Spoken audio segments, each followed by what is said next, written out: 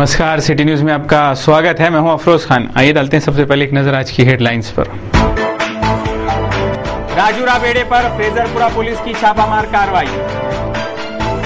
महावितरण के झटके से कई टीवी फ्रिज उड़े। लोड कम ज्यादा होने से आए दिन हो रहे हैं हादसे। चलते ऑटो में व्यापारी को 2.5 लाख से लूटा। स्टैंप किल्लत का सामना करने की नौबत। स्टॉक रहकर भी नहीं दिए जा रहे हैं स्टैंप। और रेल से गिरकर एसआरपीएफ जवान की मौत। एक ही दिन में 2 हादसे। आज के सुर्खियों के प्रायोजक हैं इस दिन का सबसे सुहाना पल कौन सा है, क्या कहता है घर आ जाओ। इंडिया बुल्स होम लोन्स, घर आ जाओ।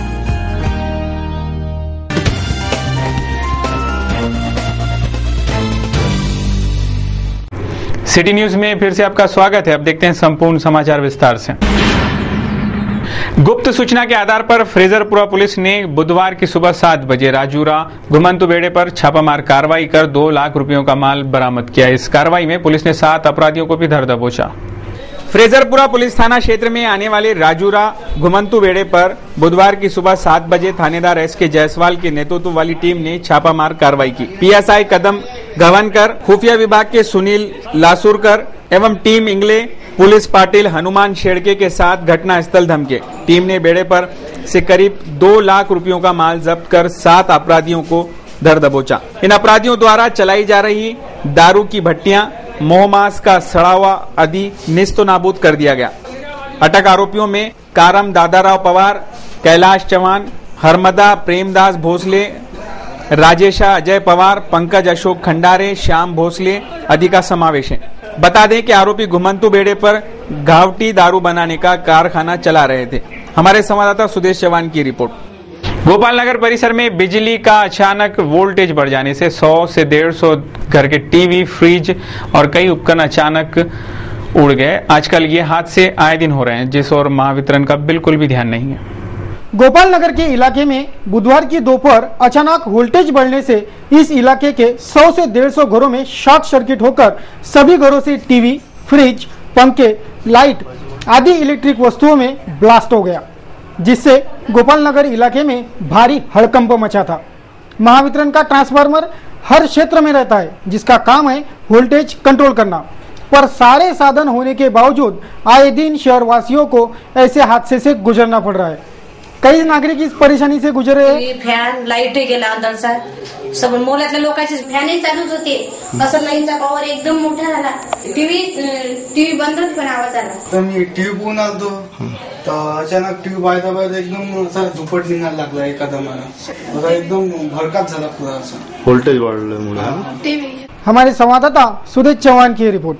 अगली खबर है कि तहसील कार्यालय में अचानक स्टैंप की किल्लत का सामना करने की नौबत आई है। पर्याप्त स्टॉक रहकर भी स्टैंप नहीं दिए जाने की शिकायत वेंडर कर रहे हैं। स्टाम्प पेपर हर काम में उपयोग हो रहा है, जिससे मांग भी काफी बड़ी हुई दिखाई देती है, पर पर्याप्त स्टॉक उपलब्ध होने के बावजूद भी वेंडरों को स्टाम्प उपलब्ध नहीं कराए जा रहे हैं। ऐसी शिकायत कई वेंडर कर रहे हैं। मी जेव्हा बँकेत चलन भरतो त्या चलनचा बँक स्क्रोल पाठवते, तो स्क्रोल आल्यावर हे माल इश्यू करतो ट्रेजरीवर, आणि स्क्रोल अगदी चांगली घटना सांगतो। 1 तारखेला भरलेल्या पैशाच्या मालाची अजूनही स्क्रोल कालपर्यंत झाला नाही। संध्याकाळी आम्ही गेलो, रोजच्या प्रमाणे 5 वाजता माल झाला, माल उद्या गेलो। आता स्क्रोल केव्हा आला, काय आला हे आम्ही विचारलं नाही, पण बाहेरून माहिती काढली तर असं कळलं तर स्क्रोल दुपारी चाललाय। आता बँकवाल्याकडे जावं ते म्हणतात हमारा काम होगा तो भेटेल। आता ही पद्धत झाली का बँकेची? शेवटी पब्लिक कंसर्न आहे ना, इतर कोण देणार? त्याच्यात आम्ही म्हणून राहिलो वेंडर लोक, इतर लोकांना त्रास होतो, पब्लिकला होतो की नाही होत? छोटी भूखंड कोणाला वाटतो? पब्लिक पर्याय आणि जनतेची संगनमत आहे की नाही हे माहित नाही आम्हाला। पण पिळवणूक होऊन राहिली जनतेची. तारखा असतात त्या तारखेला आमच्या चलानी यांनी पासिंग करणं बंद केलेलं आहे. म्हणजे 30 तारखेला चलन तशी नाही झाली आहे आणि पण त्याच्या आधीचे 2 दिवस आमच्याकडनं चलन बंद करून घेतले पास करणं. त्यानंतर स्टोर घेतल्यावर आम्ही माल विक्रीकडनं आमच्या अकाउंटमध्ये फरक पडतो. ते 5 दिवसापासून स्टॅम्प नाही आहे आणि लोकांना आम्हाला जाब द्यावा लागतो.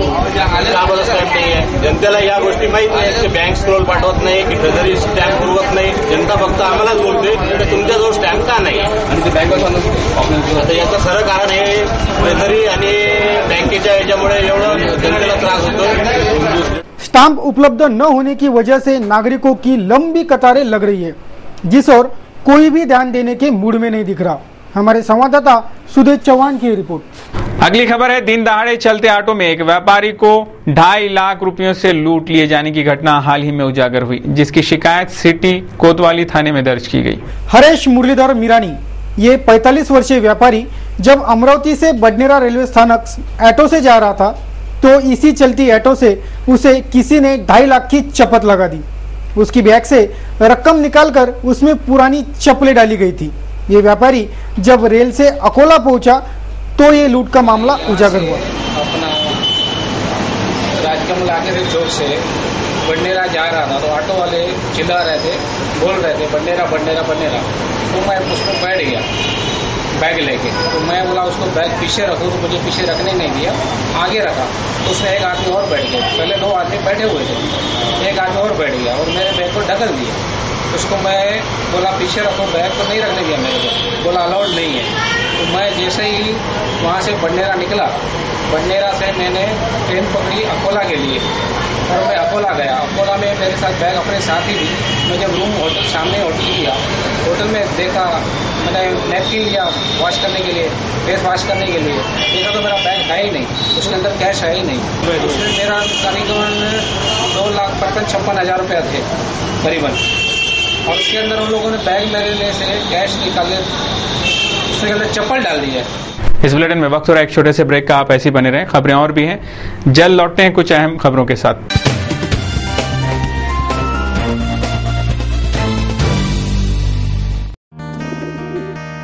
दिवसाचा हा सर्वात सुखाचा क्षण कोणता आहे अन सांगे काय खरी यारा। इंडिया बुल्स होम लोन्स, घरी या ना।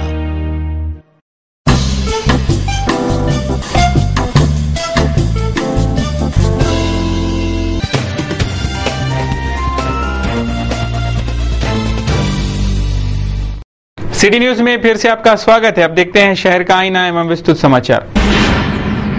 आए दिन शिक्षा क्षेत्र में नए नए नियम लागू हो रहे हैं। इस नियमों से पालकों और छात्रों में काफी परेशानी देखी जा रही है। इस सारे मुद्दों को लेकर एक चर्चा सत्र का आयोजन संपन्न हुआ। विधायक भगवंतराव साळुंके, विधायक नागो गानार, पूर्व विधायक संजीवनीताई रायकर, शंकर राघवन, विवेकांत, सौ माया वैद्य, रमेश चांदूरकर, नरेंद्र वाजरकर आदि की प्रमुख उपस्थिति में शिक्षा नियमों पर चर्चा की गई। नूतन कन्या विद्यालय में इस चर्चा सत्र का आयोजन किया गया जो सफल रहा। इस दौरान विधायक भगवंतराव साळुंके ने सभी को आह्वान किया, जब बार बार शिक्षा के नियम बदलते हैं तो उसका असर शिक्षा पर ही सीधे तौर से होता है, जिससे छात्रों को काफी नुकसान उठाना पड़ता है। ये तकलीफ सिर्फ छात्रों को नहीं, पालकों को भी उठानी पड़ती है, क्योंकि बार बार जब नियम बदलते हैं तो उसका असर जरूरी होता है। हमारे संवाददाता सुदेश चौहान की रिपोर्ट। आमचे प्रेरणास्थान आहे आणि म्हणून आम्ही इकडे उगत असताना पश्चिम महाराष्ट्राचे म्हणजे आम्ही उगत असताना विदर्भाकडे जरा वेगळ्यानं पाहतो, तरी इथेच आम्हाला हा खजिना सापडला आहे, इथेच आम्हाला मार्गदर्शन मिळालं। आम्ही इथे येत असतो आणि जेव्हा जेव्हा मग एखादा मनुष्य प्रवास करत असताना गोंधळून जावा आणि त्याला काय त्या श्रीकृष्णाची भेट व्हावीच, त्याला वाटणं त्याची अर्जुनावस्था आहे, गोंधळलेली अवस्था आहे आणि त्याला श्रीकृष्णाची आठवण यावी। तसं इथं आले विदर्भात आम्हाला श्रीकृष्ण भेटतो आणि आमचे प्रश्न मार्गी लागतात। त्यातला एक म्हणजे मनाच्या शंका निघतात, तिथे विदर्भात मार्ग मिळतात आणि विदर्भाने आम्हाला एक चांगली पद्धत घडवून दिली आहे। तालुका बैठका घ्या, जिल्हा बैठका घ्या, अधिवेशन घ्या आणि त्याच्यातून संवाद ठेवा, प्रवास झाला। त्यातलं एक सूत्र म्हणून आम्ही हा प्रयोग केला आणि गेल्या 2 दिवसामध्ये घडवून करत असताना आम्हाला हे मान्य आहे की जेवढा व्यापक संपर्क व्हावा, जेवढा व्यापक चर्चा व्हावी, त्याला खूप मर्यादा आहे. नुकत्याच पुढे शाळा सुरू झाली, सर्वांना रजा मिळतात तशाचा भाग नाही. आम्ही फार पूर्व तयारीने सगळ्यांना वेळ दिला होता तशाचा भाग नाही. एका अर्थानं हे उत्स्फूर्तपणानं आणि थोडंसं अनाहूतपणे अचानकपणे आमचे दिवस गेले, तरी सुद्धा प्रत्येक ठिकाणी 15-20 कार्यकर्ते आले, चर्चा झाल्या आणि प्रश्न आणि बारकावे ते जे स्थानिक प्रश्न, तसा आता चांदोरकरांनी इथला एक प्रश्न सांगितला, राईट टू एज्युकेशन चा प्रश्न सांगितला, प्रवेशाचा प्रश्न सांगितला आणि ताई म्हणाले हा प्रश्न आमचा मुंबईला कायम जात आहे, तुमचं राईट टू एज्युकेशन हा झाला असेल पण मुंबईच्या प्रश्नामध्ये कायमचेच आहे असं त्यांनी सांगितलं. अगली खबर है एक एसआरपीएफ के जवान की ट्रेन में संतुलन बिगड़ जाने के कारण ट्रेन से गिरकर मौत हो गई. ये सिपाही गढ़चिरौली में सुरक्षा के लिए जा रहा था. तो वैसे ही एक दूसरी घटना में एक युवक की ट्रेन से कट जाने के कारण मौत हो गई. बुधवार की सुबह विदर्भ एक्सप्रेस से चंद्रपुर जा रही एसआरपीएफ के जवानों की टीम में से एक सुनील प्रहलाद खाड़े, उम्र 25 साल, नवी मुंबई, जो एसआरपीएफ के 11 बटालियन में से था, उसकी मालखेड़ रेल मार्ग पर ट्रेन से गिरकर मौत हो गई. ये जवान उसकी टीम के 4 अफसर और 100 कमांडो के साथ चंद्रपुर जा रहा था.